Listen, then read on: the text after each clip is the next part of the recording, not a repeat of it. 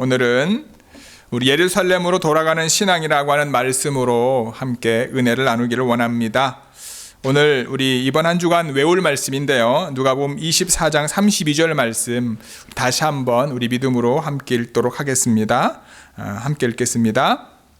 그들이 서로 말하되 길에서 우리에게 말씀하시고 우리에게 성경을 풀어주실 때에 우리 속에서 마음이 뜨겁지 아니하더냐.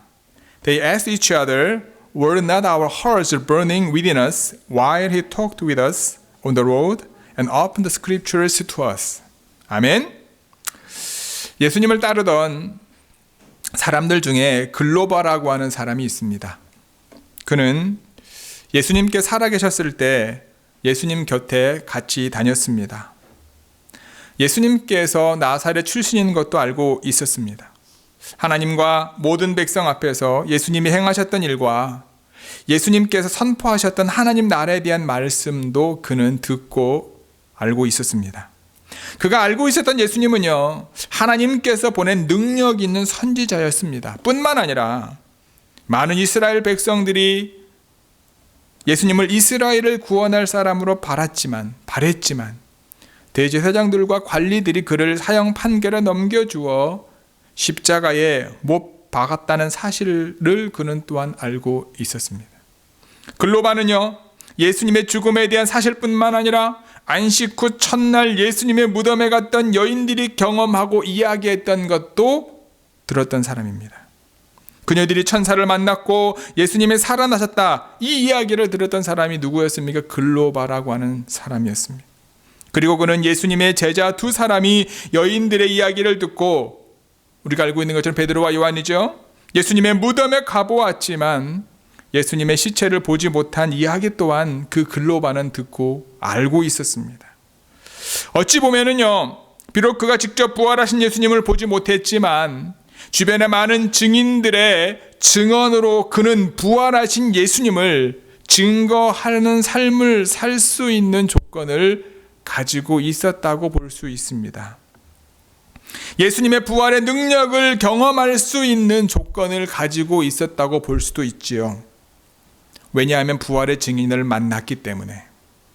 거짓 부활을 전하는 사람들이 아니라 예수님의 부활을 전하는 천사들을 만난 여인들의 증언을 들었기 때문에. 하지만 그는 부활의 능력 가운데 나아가지 못합니다. 오히려 그는 부활하신 예수님의 복음과 점점 거리가 먼 곳을 향해 가고 있습니다. 그 글로바라고 하는 인물이 오늘 본문에 나와 있는 인물입니다. 인물 중에 한 사람입니다. 예수님을 따르던 글로바는 친구와 함께 예수님이 있으라고 하신 예루살렘을 떠나 엠마오라고 하는 마을로 가고 있습니다. 그들은 예수님께서 죽으시고 부활하신 예루살렘을 떠나 엠마오로 가고 있었던 겁니다. 그들은 부활하신 예수님을 믿는 신앙을 온전히 가지고 있지 못하고 있는 겁니다.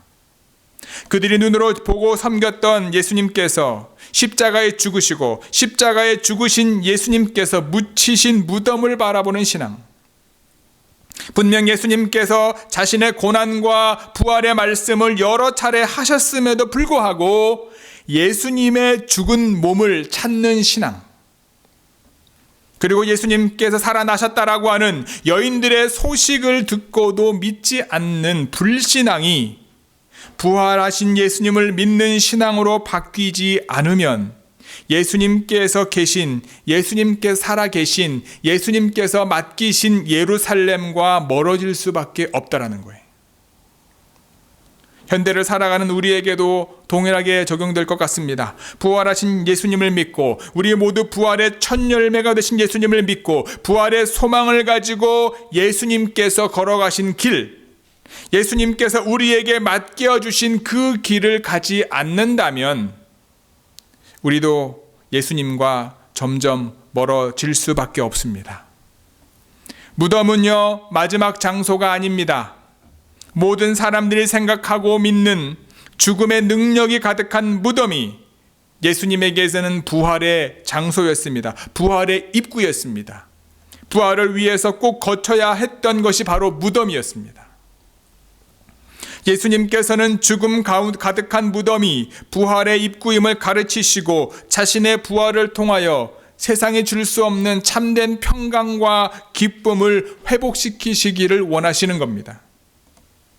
부활하신 예수님께서 있으라고 한 그곳에 순종함으로 있어 그분께서 주시는 참된 평강과 기쁨이 여러분들 삶 가운데 충만하게 되기를 주님의 이름으로 축복합니다. 누가복음에서 예루살렘은요, 복음의 시작되는 지점입니다. 예수님의 부활 이후 초대교회가 세워지게 됩니다. 그러나 2명의 제자는 예루살렘을 벗어나 다른 지역으로 발걸음을 옮기게 됩니다. 오늘 본문의 내용이 그들에게 부활하신 예수님께서 나타나시는 내용입니다. 그들과 함께 동행하시는 내용입니다. 슬픈 빛을 띠고 근심 속에 있던 엠마오로 가는 두 제자에게 가장 큰 고민이 아마도 사라진 예수님이었을 겁니다. 예수님의 시신이었을 겁니다. 그들이 자신의 모든 삶을 들여 따랐던 예수님의 죽음이었을 겁니다. 어디로 가야 할지, 무엇을 해야 할지, 그들의 갈피를 잡지 못했고 예루살렘을 떠나게 만들었을 것입니다. 그들에게 빈 무덤은요, 이해할 수 없는 사건이었습니다.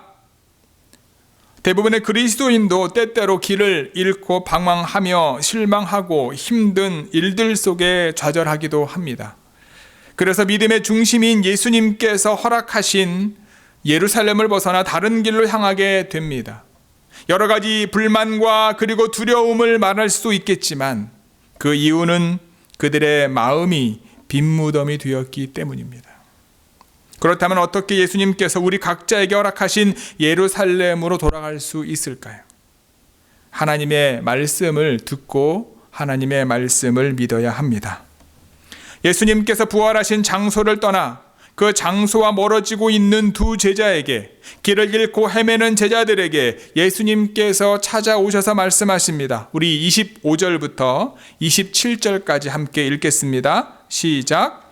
이르시되 미련하고 선지자들이 말한 모든 것을 마음에 더디 믿는 자들이여, 그리스도가 이런 고난을 받고 자기의 영광에 들어가야 할 것이 아니냐 하시고, 이에 모세와 모든 선지자의 글로 시작하여 모든 성경에 쓴 바 자기에 관한 것을 자세히 설명하시니라. He said to them, How foolish you are, and how slow of heart to believe all that the prophets have spoken. Did not the Christ have to suffer these things and then enter His glory? And beginning with Moses and all the prophets, He explained to them what was said in all the scriptures concerning himself. 하나님의 말씀을 듣고 더디 믿는 두 제자에게 다시 한번 하나님의 말씀을 자세하게 설명하신 겁니다. 두 제자는요, 자신에게 말씀하시는 분이 부활하신 예수님이신 것을 깨닫지 못하지만 예수님과 더 있고 싶어서 예수님을 강권하여 함께 잠시 있게 됩니다. 예수님께서 두 제자들과 함께 음식 잡수실 때에 떡을 가지고 축사하셨어요. 떼어 그들에게 나누어 주셨습니다. 두 제자는 예수님과 동행하면서도 그를 알아보지 못하지만 예수님께서 주시는 떡을 받았을 때 그들의 눈이 밝아집니다. 자신과 함께 동행하고 자신들에게 예수님 자신이 받아야 하는 고난과 그 과정을 통해 얻게 되는 영광에 대한 하나님의 말씀을 설명하셨던 분이 바로 예수님이신 것을 그때 알게 되었던 겁니다. 함께 있기를 강권하는 자신들의 요청에 응하시고 떡을 가지고 축사하사 그들에게 주신 분이 예수님이신 것을 그들은 깨달았던 겁니다. 하지만 그분이 예수님이신 것을 깨닫고 난 후에 예수님은 그들 곁을 떠나셨습니다. 이 모든 것을 경험한 두 제자, 여러분, 우리가 신앙생활하면서 이와 같은 경험을 할 때가 많습니다. 하나님이 나와 함께 하시고 주님이 내 힘과 내 능력이 되심에도 불구하고 우리 마음속에 두려움 때문에, 근심과 걱정 때문에 그분이 하시는 말씀이 내 삶을 주관하지 못할 때가 너무 많습니다. 분명히 내 마음속에 제자들과 같이 뜨거운 마음이 있어서 이게 하나님이 원하시는 거구나 라고 함에도 불구하고 너무나 현실이 힘들어서 하나님이 원하시는 믿음의 길을 걸어가지 못할 때가 분명히 있다라는 거죠. 여러분, 주님이 내 옆에 지금 내가 느낄 수 없지만, 우리가 눈으로 볼 수 없지만 임마누엘의 하나님이 우리와 늘 함께 계심을 믿으시고 그분이 하시는 말씀이 내 삶을 주관할 수 있도록 그분의 말씀을 귀로만 듣는 것이 아니라 마음으로 믿어 의에 이루고 시인하여 하나님이 원하시는 거룩함 가운데 나아가는 저와 여러분들 되기를 주님의 이름으로 간절히 축복합니다. 이 모든 것을 경험한 두 제자 서로 이야기합니다. 우리 32절, 33절 같이 읽어보겠습니다. 시작.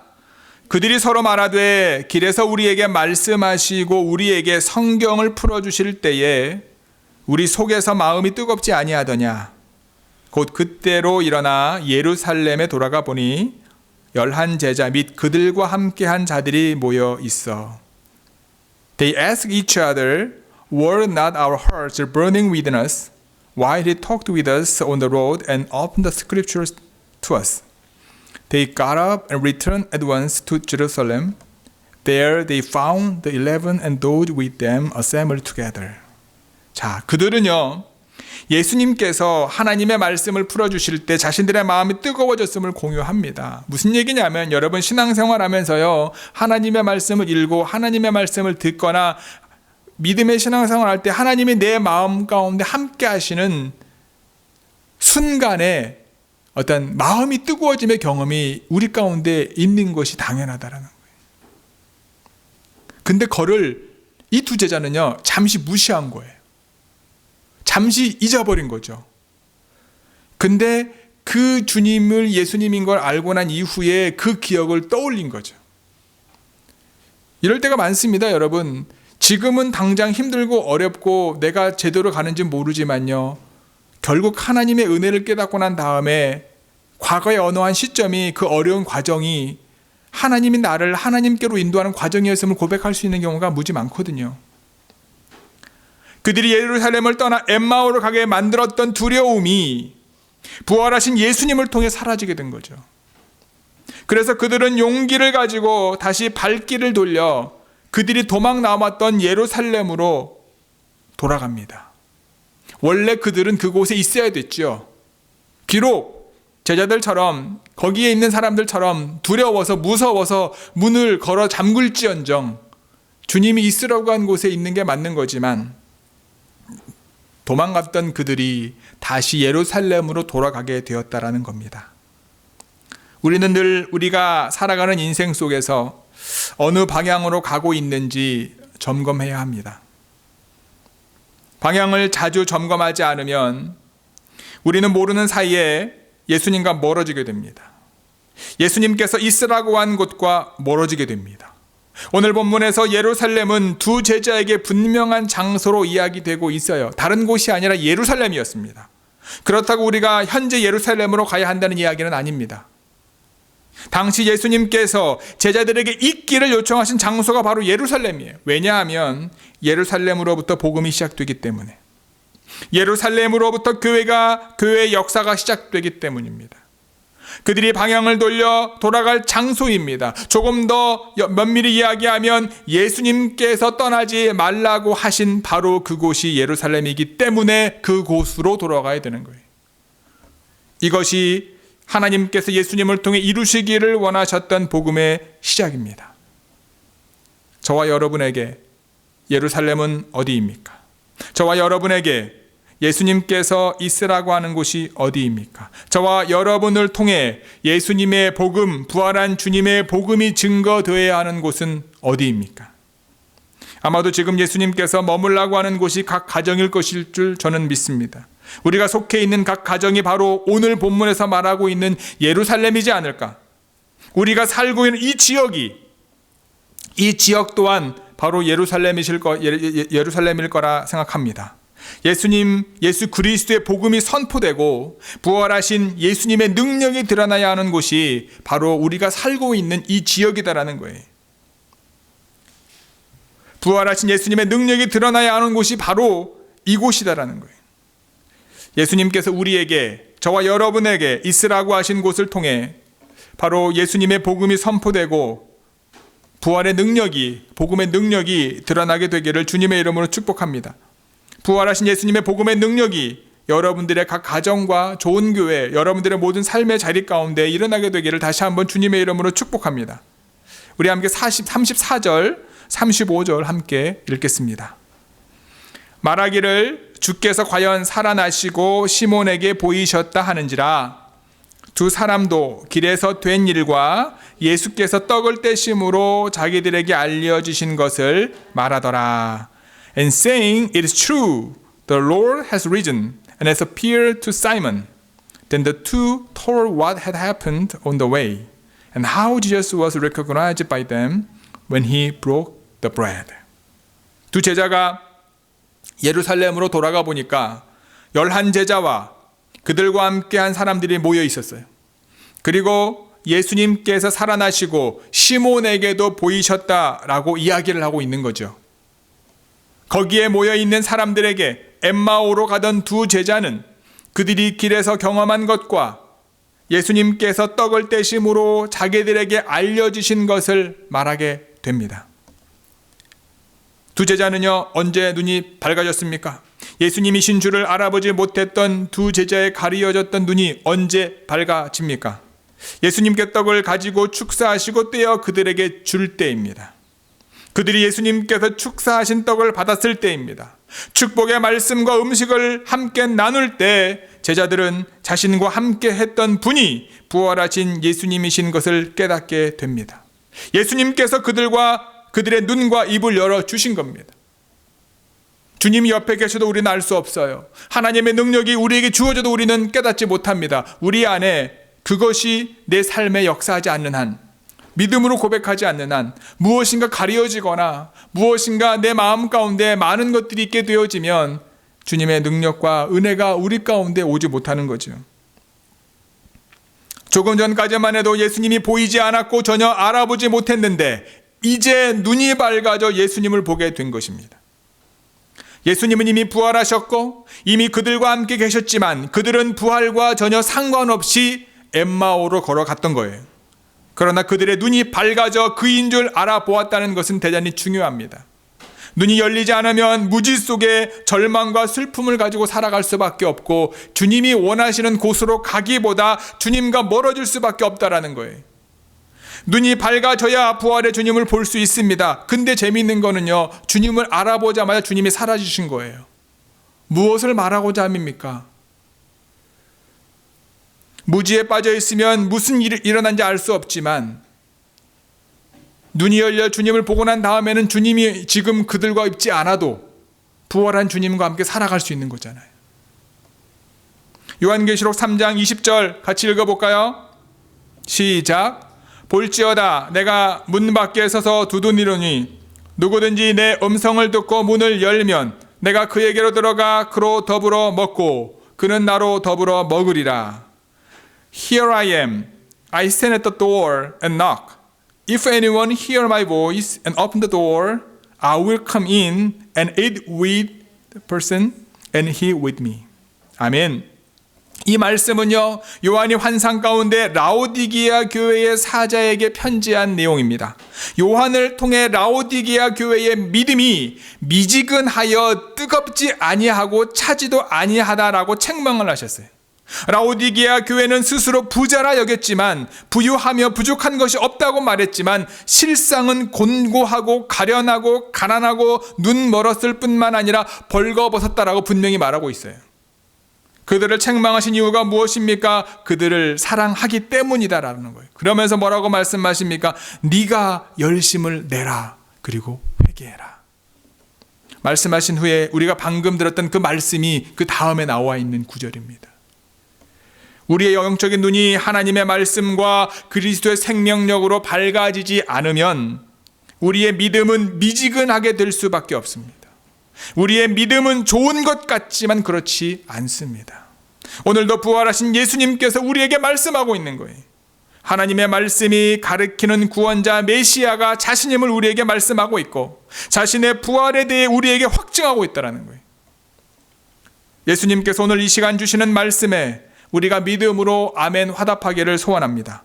믿음으로 화답할 때 우리의 눈이 밝아져 부활하신 예수 그리스도를 볼 수 있고 믿을 수 있고 뿐만 아니라 우리 연약함을 진심으로 회개할 수 있고 주님께서 있으라고 한 그곳, 글로바와 함께했던 제자에게는 예루살렘이었고 저와 여러분들의 삶의 자리 그곳, 그곳에 순종함으로 있는 그 모든 과정을 통하여 부활하신 주님을 경험하고 경험한 믿음의 고백을 나눌 수 있는 저와 여러분, 우리 좋은교회 모든 성도가 되기를 주님의 이름으로 간절히 축복합니다. 주님은 오늘도 우리에게 찾아오셔서 우리의 눈을 밝히셔서 부활의 주님을 보기를 원하십니다. 문제는 우리의 영적인 눈이 닫혀 있는 거예요. 예수님의 부활은 누구나 알 수 있을 만큼 확실히 나타났습니다. 부활할 수 없는 확실한 증거들이 많습니다. 여러분, 그런데요, 부활의 증거가 많다고 사람들이 다 믿는 게 아닙니다. 부활하신 예수님을 보여주기만 하면, 예수님을 믿고 그리스도인이 된다면 아마 주님은 온갖 방법을 동원해서 당신을 보여주고자 했을 겁니다. 요즘으로 말하면 유튜브나 각종 SNS 방송국의 기자들을 모아놓고 공개 기자회견을 할 수도 있고요. 각 나라마다 다니면서 부활하신 몸을 보이셨을 수도 있습니다. 그러나 예수님은 당신의 부활을 광고하지 않았습니다. 오히려 소수의 사람들에게만 부활한 자신을 보여주셨습니다. 부활을 보았다고 부활을 믿는 것이 아니고요, 부활의 증인이 되는 것이 아닙니다. 사도행전 1장 8절 같이 읽어볼까요? 시작. 오직 성령이 너희에게 임하시면 너희가 권능을 받고 예루살렘과 온 유대와 사마리아와 땅끝까지 이르러 내 증인이 되리라 하시니라. But you will receive power when the Holy Spirit comes on you, and you will be my witnesses in Jerusalem and in all Judea and Samaria and to the end of the earth. 증인은 아무나 되지 않습니다. 보았다고 증인이 되는 게 아니에요. 오리를 가면서도, 엠마오로 가면서도 부활하신 주님을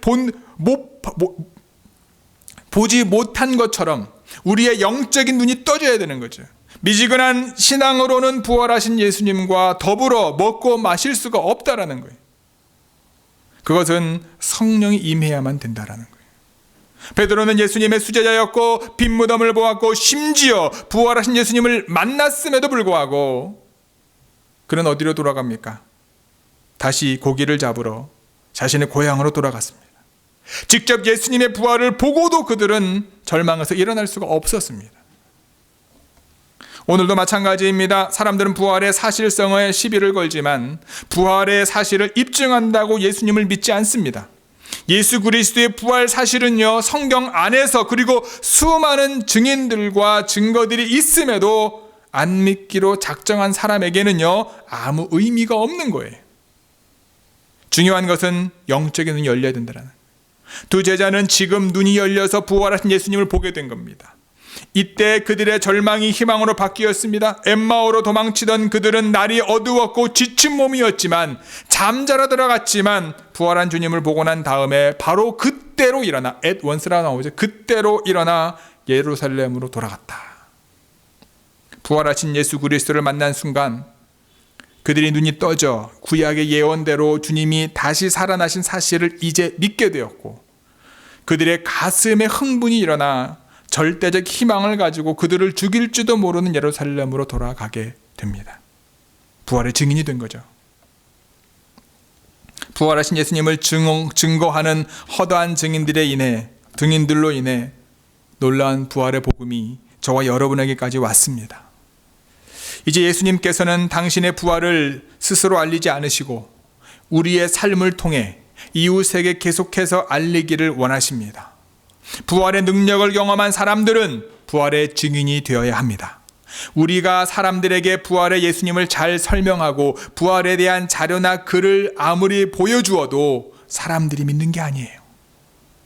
부활하신 예수님을 믿게 하는 방법은요, 부활을 믿고 경험한 우리가 부활의 능력으로 삶을 살 때 그것을 보는 사람들이 부활하신 예수님을 믿게 되는 겁니다. 그러면 어떻게 부활을 신앙을 가지고 살고 그 모습이 다른 사람들에게 도전이 될까? 부활 신앙의 가장 중요한 것이 아마 죽음의 막강한 권세에 밀리지 않게 되는 거지 않을까요? 세상은 죽음의 권세에 짓눌려 살아갑니다. 평소에는요, 돈의 권세가 대단해 보이지만 죽음의 권세 앞에서 꼼짝도 못합니다. 그러나 초대교회의 성도들은요, 이 죽음의 권세를 짓밟고 승리합니다. 넉넉히 이기고 죽음을 두려워하지 않습니다. 스데반 집사님은 돌에 맞아 죽으면서도 죽음 앞에 당당하게 맞서 진리를 선포합니다. 다니엘의 세 친구를 보십시오. 모두 부활신앙을 가셨습니다. 신앙의 지조를 죽음 앞에 팔지 않습니다. 히브리서 11장에 보면 믿음의 선진들 한 사람도 예외 없이 구차하게 살거나 자신의 생명을 지키기 위해 애를 쓰기보다 복음과 진리를 위해 자신의 삶을 드렸습니다. 죽음의 권세를 이기고 당당하게 맞서 싸우는 거죠. 사도행전 1장 8절의 증인, 우리는 위트니스라고 알고 있지만 원어에 보면 순교자라고 하는 의미입니다. 자신이 알고 있는 진리에 생명을 걸 수 있는 사람이 증인이 되는 거죠. 늘 저도 이야기하지만 제가 믿지 않는 것 같고 여러분들에게 말할 수 없는 거예요. 그래서 늘 두렵고 떨리는 마음이 있습니다. 내가 정말로 말씀을 읽고 선포할 때 믿고 있는가? 스스로에게 늘 질문을 던집니다. 그냥 전도제를 나누어 주는 것이 증인이 아니고요. 내가 믿고 있는 진리에 생명을 걸 수 있는 사람, 죽음의 힘을 이기고 증인의 삶을 사는 사람들로 인해 초대교회의 수많은 사람들이 충격을 받은 것처럼 죽음의 권세를 이기는 파워가 딱 하나밖에 없습니다. 그것이 부활의 권능인 거죠. 이것은요, 신자 그리스도인이 누릴 수 있는 최고의 특권이고 자부심임을 기억하시기 바랍니다. 그냥 살아있는 것과 부활의 생명을 가지고 사는 것은요, 너무나 다르다라는 거예요. 코로나 바이러스가 창궐하고 있는 요즘 아마 이 능력이 우리에게 필요한 줄 믿습니다. 나는 죽음에 대해 두려움이 없어. 그래서 마스크도 안 하고 사회적 거리 상관없이 살라라고 하는 의미가 아닙니다. 코로나 바이러스로 야기된 우리를 힘들게 하는 우리가 겪고 있는 사회적, 정신적 그리고 육체적 문제들 또한 그 문제들이 가지고 온 두려움, 단절에 대한 공포 그리고 죽음에 대한 두려움에 맞서 싸울 수 있는 그 부활의 능력을 말하고 있는 거지요. 디베라 바닷가로 돌아간 베드로가 낙심과 시리에 빠져 고기를 잡고 있을 때 예수님은 해변가에서 떡과 생선을 준비하며 베드로를 초대하십니다. 부활하신 예수님을 만난 베드로가 벌떡 일어납니다. 부활의 삶을 살지 않으면 부활은요, 추상적인 개념인 거예요. 차가운 교리에 불과합니다. 나와 상관없는 거죠. 너무 힘들어 감당하기 어려운 상황 가운데 있다고 생각될 때, 죽고 싶을 정도로 모든 것이 끝났다고 말할 수밖에 없을 때, 부활의 주님을 여러분들 가운데 모시고 그분과 함께 생명으로 살아가는 저와 여러분들 되기를 주님의 이름으로 축복합니다. 아주 힘든 순간에도 순간에는요, 사람들의 위로가 도움이 되지 않습니다. 내가 당하고 있는 고통의 무게에 비해 사람들의 위로는 너무 가벼워 보이기 때문입니다. 처절하고 절망적인 환경 속에서 우리를 일으켜 세우실 수 있는 분은 부활하신 예수 그리스도 한 분밖에 없음을 기억하시기 바랍니다. 엠마오로 가는 두 제자처럼 부활의 주님과 인격적으로 함께하지 않으면 부활은 나와 상관이 없게 됩니다. 부활의 능력은 부활의 주님과의 인격적인 교제 안에서 일어나는 겁니다. 매일의 삶 속에 부활의 주님과 교제를 나누는 삶은 강력한 생명의 힘 안에서 살아가게 되는 거지요. 낭비하지 않게 되는 거예요. 두렵고 떨리는 마음으로 매 순간을 살아갈 수 있는 거죠. 믿음의 성도 여러분, 여러분들의 일상 속에 주님의 임재를 경험하며 살아가는 좋은 교회 모든 성도가 되기를 주님의 이름으로 축복합니다. 세상을 살아가는 것은 참으로 어렵고 때로는 구차하고 절망적인 일들이 수많이 일어나지만 죽음의 권세를 이기고 죽은 자 가운데 살리신 주님이 나와 함께 하심을 믿는다면, 함께 하심을 믿는다면 버티는 정도가 아니라 넉넉히 이기게 하실 줄 믿으시기를 바랍니다. 실망과 절망 속에 있을 때 부활하신 주님을 만나기를 바랍니다. 죽음의 문제 앞에서 모든 인간은 출구가 없습니다. 그런데 죽음으로부터 자유를 갈 수 있는 길은 오직 하나인 부활의 신앙밖에 없는 거죠. 엠마오로 가던 두 사람을 만나주신 부활의 주님이 오늘도 이번 한 주간도 우리의 일상 속에 찾아오셔서 절대 절망에서 절대 희망으로 바꾸어 주시는 역사가 여러분들의 삶과 가정 가운데 임하게 되기를 주님의 이름으로 축복합니다. 다시 예수님께서 머물라고 하신 예루살렘으로 돌아가 성령 충만의 삶을 살게 된다면 절대 절망이었던 십자가의 죽음, 그 죽음을 절대 절망으로 받아들일 수밖에 없었던 우리가 절대 희망인 예수님의 부활의 증인으로 살아갈 수 있게 되는 것입니다. 이번 한 주간도 부활하신 예수님과 일상에서 승리하는 여러분들이 되셔서 우리 삶을 통해 다른 사람들이 부활하신 예수님을 믿게 되기를 주님의 이름으로 간절히 축복하고 기도합니다. 함께 기도하시겠습니다.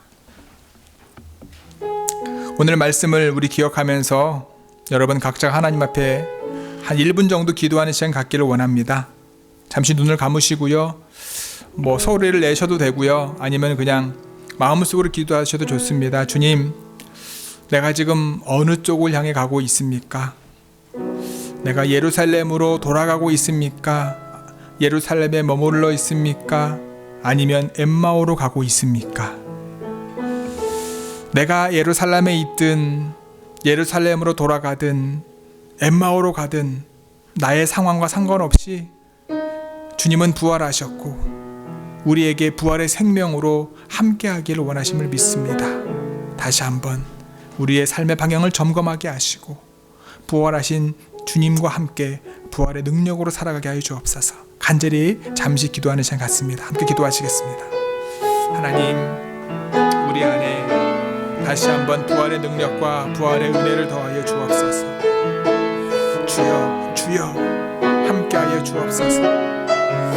하나님, 여러 가지 상황과 여건이 정말 내가 이렇게 살 수 있을까? 그 모든 압박감이, 두려움이 우리를 주님과 멀어지게 하고 하나님과 멀어지게 하고 나 중심의 삶, 이기적인 삶 가운데 나아갈 수밖에 없는 이 시즌에 다시 한번 부활하신 주님의 은혜가 우리 가운데 임하여 주님을 바라보게 하시고 하나님을 바라보게 하여 주시옵소서.